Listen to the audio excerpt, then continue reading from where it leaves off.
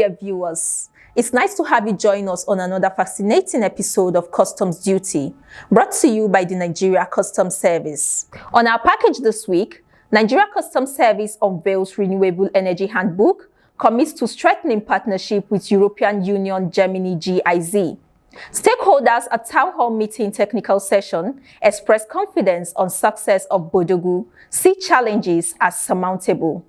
Seme Command generates over 1.5 billion naira revenue, intercepts smuggled goods with over 1.2 billion duty paid value within 2 months.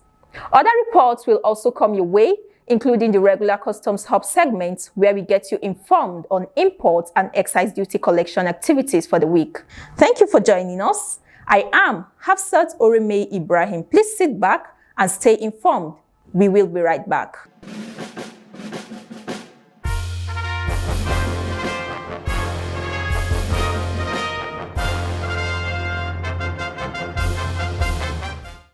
The presidency announces that the tenure of the Comptroller General of the Nigeria Customs Service, Mr. Bashir Adewale Adeniyi, MFR, hitherto due to expire on August 31, 2025, has been extended by 1 year, and a press release signed by Bayo Onanuga, Special Advisor to the President on Information and Strategy.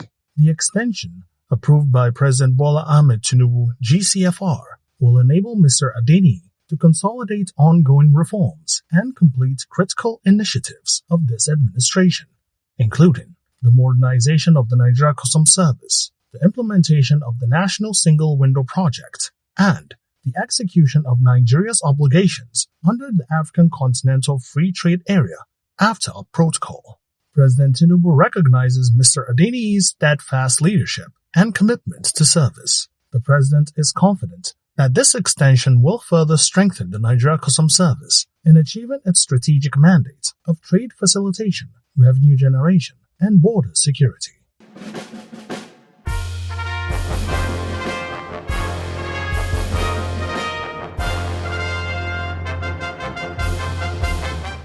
This high-level meeting, held at the Ministère de l'Économie et des Finances, Cotonou, Benin Republic, brings together senior government officials, customs chiefs, and trade experts from Federal Republic of Nigeria and the Republic of Benin, with the view to charting a collaborative path towards efficient cross-border trade. The session sees the signing of the Memorandum of Understanding between the two countries.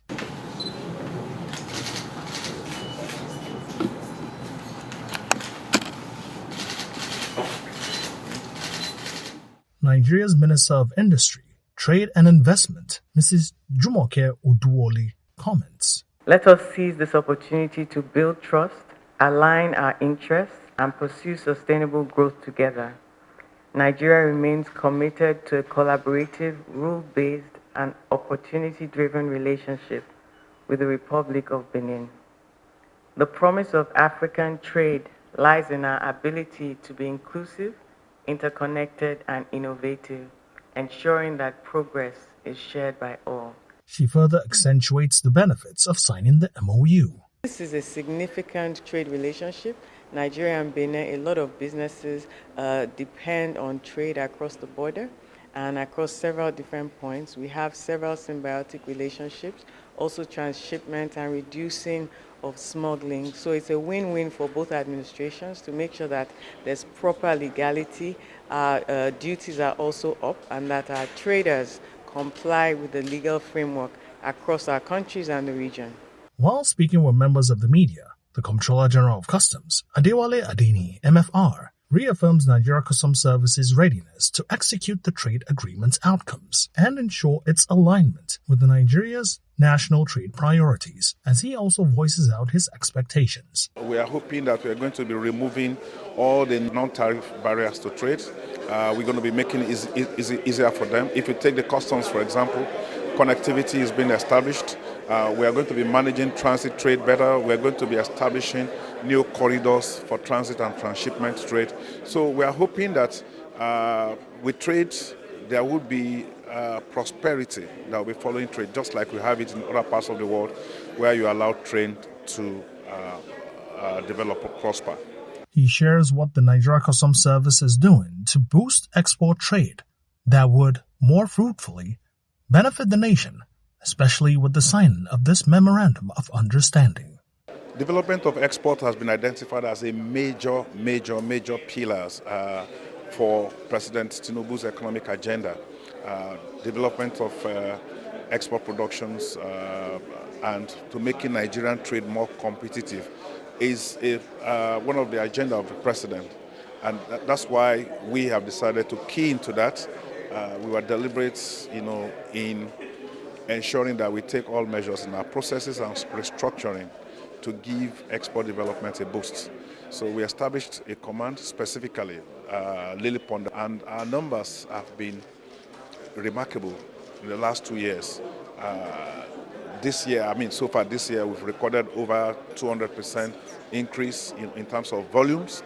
And now we are even looking beyond volumes. We are looking at the type of exports. And we are also hoping that the destination of these exports will be African countries so that we'll be able to grow the level of intra-African trade. After signing the MOU, delegations from both Benin and Nigeria undertake a joint tour of Cotonou Port to assess port procedures and explore modernization opportunities as part of the engagement. They also visit the Semekrake joint border post, symbolizing the two countries' shared commitment to deepening integration through coordinated border management.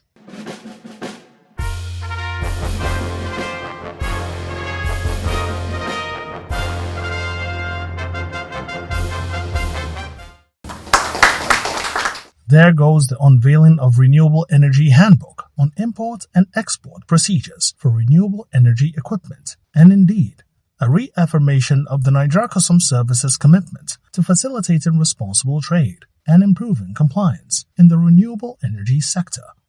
This is a collaborative initiative between the service, the European Union, the German Embassy, and GIZ. If we look at renewable energy, we look at every aspect, from capacity building in the sector, working with developers, attracting investment, providing access to finance, skills development in the sector, working with the Ministry of Power also on policy development, working with the regulatory bodies of sorts. So there's the whole scope of looking at the sector.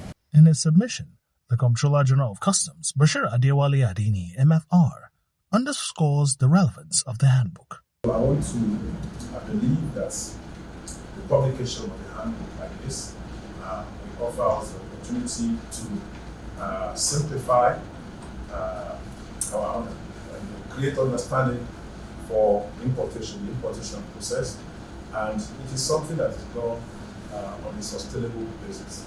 So since that environment is dynamic, we will see this product as a living product. It's going to be a living document, and there might be the need for us from time to time to take a second look at them, possibly to review updates. If there are new rulings by WCO and things like that, we'll have to update them from time to time. So once again, I want to reaffirm that there is indeed, strength and successful outcome in collaboration like this. He stresses the readiness of the Nigeria Customs Service to collaborate in a wide range of areas. There are so many other areas where we will be willing to collaborate with you. There are other issues apart from further borders, terrorism, financing. We need to build the capacity of our officers. We need to let people understand what they need to do. There's still a lot of arms and drugs coming into the sub-region, the West and Central Africa sub-region. And the way these things are traded is that when they bring it into one country, from there, that country serves as a kind of a warehouse, and then from there, they send it to other countries. It's the same with wildlife, the reverse trafficking of wildlife from our region into other parts of Europe. And then the question about which activity CG has raised in terms of protection of our environment, environmental sustainability. So if there are projects, if there are programs, initiatives, or if there are resources which EU has put aside for this kind of projects, Nigeria Customs Service will be a willing partner with you, to see how we can carry out such projects. Bashir Adeni notes that the collaboration between the Nigeria Customs Service and GIZ, as well as other members of the European Union, has been long and indeed beneficial. The new handbook is expected to serve as a vital reference for customs officers, freight forwarders, renewable energy companies, and other stakeholders operating across Nigeria's borders. It provides step-by-step guidance on documentation, tariff classifications, exemptions, valuation, and procedures specific to solar panels, batteries, inverters, wind turbines, and other clean energy components.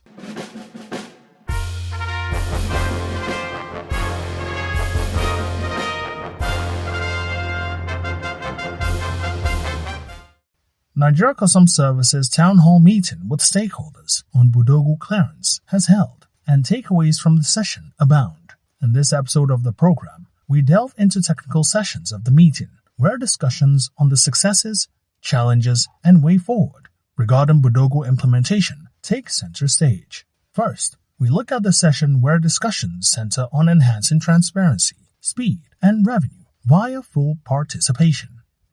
The encore is no other than Customs National Public Relations Officer, Assistant Comptroller Abdullahi Mewada. He requests to know how customs brokers feel with coming on board of and their readiness to embrace Bodogu as being implemented. We are very happy with Bodogu because it makes our work seamless, and it's also we are ready to embrace the new modernization, and because nobody is ready to continue to do a cumbersome business which is not transparent enough. With Bodogu, we have seen that it's seamless, it's transparent, and it's fraud-free.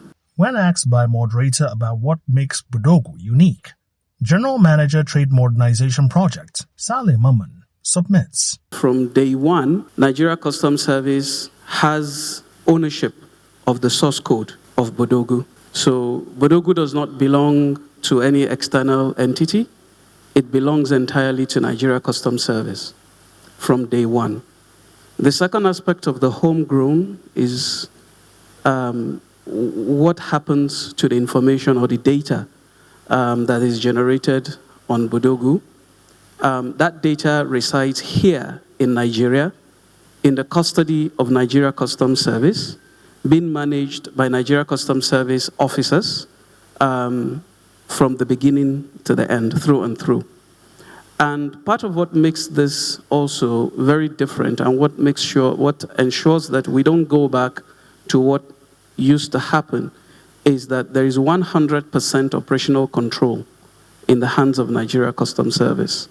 And that is written and coded into the concession agreement that we are implementing as concessionaire.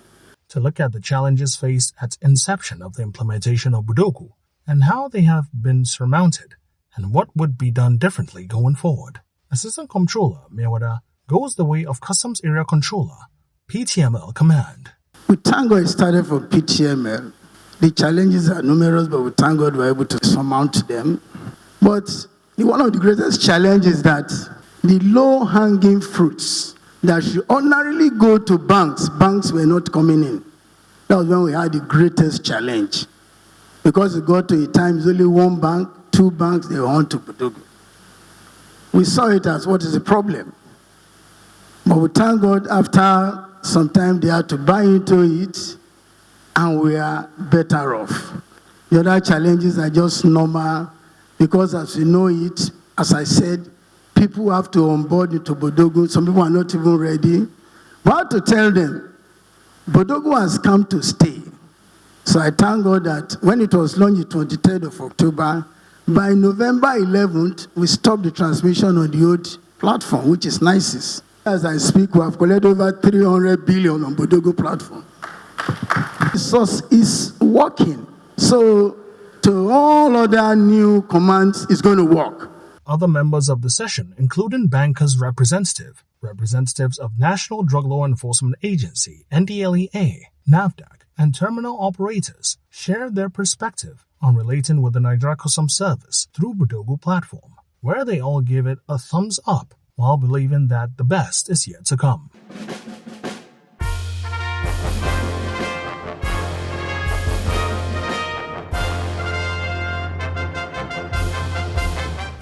In line with its commitments to safeguarding the nation's economy, protecting critical national assets, and combating the menace of smuggling, the Nigeria Customs Service, through Operation Whirlwind, has intensified its surveillance and enforcement operations across strategic flashpoints known for illicit petroleum product smuggling activities, with the desired results continually trickling in. Operation Whirlwind, in Zone A, covering parts of Lagos and Ogun states respectively, has, within the period of 2 to 3 weeks, intercepted 35,535 liters of premium motor spirit contained in 1,134 jerrycans of 25 liters and 30 liters respectively, as well as 33 drums, along with 6 vehicles used as means of conveyance with a cumulative duty paid value of 58,360,000 naira. Comptroller General of Customs, represented, summarizes the ills of smuggling, while he warns deviants. It is pertinent to note that the smuggling that is being witnessed within the country does not only result to revenue loss for the country, but also places additional pressure on already strained fuel supply chain in the country. We cannot afford to allow saboteurs to compromise our national interest for personal gain. While calling on citizens to provide necessary information that will aid in further crippling the activities of smugglers, the Comptroller General of Customs, represented, assures of professionalism in operations by operatives. The service is deeply committed to executing its mandate with the utmost professionalism and its strict adherence to extant regulations. Our operations are conducted with restraint, respect for human rights, and a commitment to peaceful environment. Recent success recorded by Operation Whirlwind in Zone D, Hussein Ejibunu, representing the Comptroller General of Customs, Bashir Adewale Adini, discloses the interception of 69,375 liters at various smuggling flashpoints within the last 6 weeks, with a total duty paid value of 95,635,000 naira. As he reports one ugly incident of attack on operatives while carrying out official duty, he emphasizes that the law is not silent about it. The NCS Act of 2023, Section 240, subsection 3A, states that where any person obstructs, hinders, molests, or assault an officer in the performance of any duty or the exercise of any power imposed or conferred on him or any person acting in his aid in carrying out the provisions of this act or any other customs and excise laws, commits an offense and is liable on conviction to a fine of 5 million naira or imprisonment for a term of 5 years or both. He warns that the Nigeria Customs Service will not take this lightly, any further assaults on its operatives, as it will act swiftly in accordance with provisions of the law.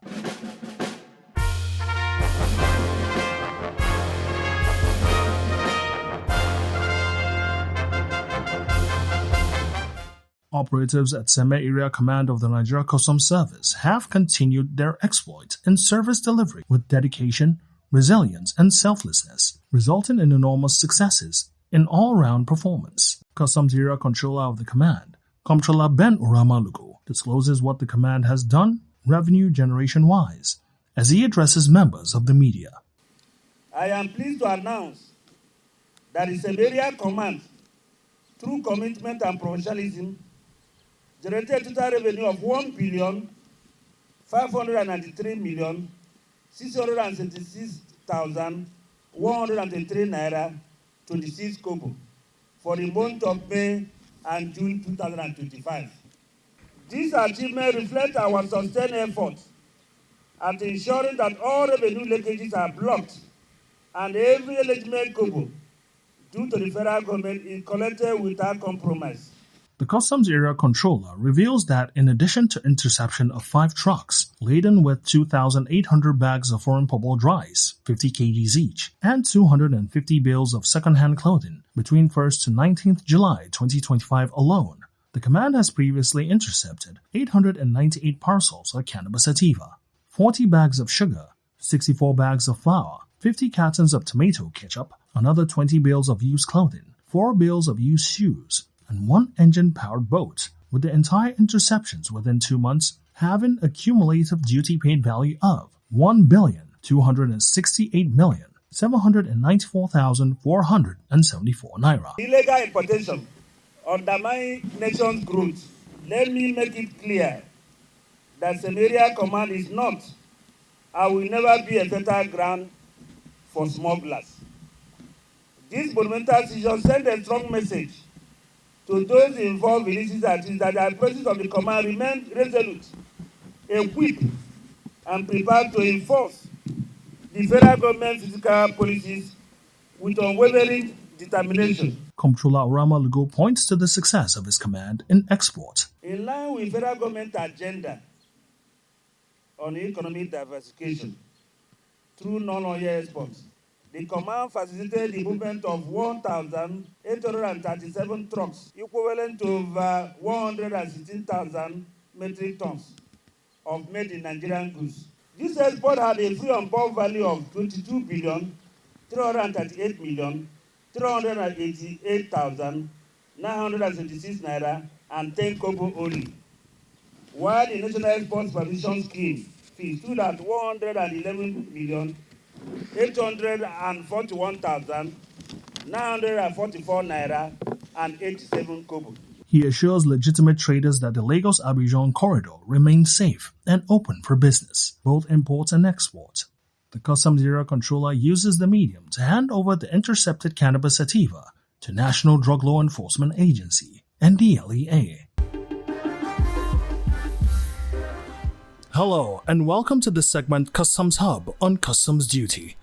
We take a look at the total number of pre-arrival assessment reports issued and revenue collected from Friday 25th July 2025 to Thursday 31st July 2025. The total amount of pre-arrival assessment report, also known as PAR, issued for the week amounts to 5,285. The Nigeria Customs Service also generated 20,845,914,669 naira in revenue for the week. In another development, the Nigeria Customs Service collected the sum of 55,919,433 naira from excise duty. That is all for this segment of Customs Hub. This is where we draw the curtains on this week's episode of Customs Duty. For more information, you can always follow us on our social media handles now being displayed on your screen. You could also visit our website at www.customs.gov.ng for more updates about the service. Remember, nation building is everyone's responsibility. Therefore, strive to be a patriotic citizen, a compliant trader, avoid smuggling, and always pay the correct duty to make Nigeria a more prosperous nation. See you same time next week.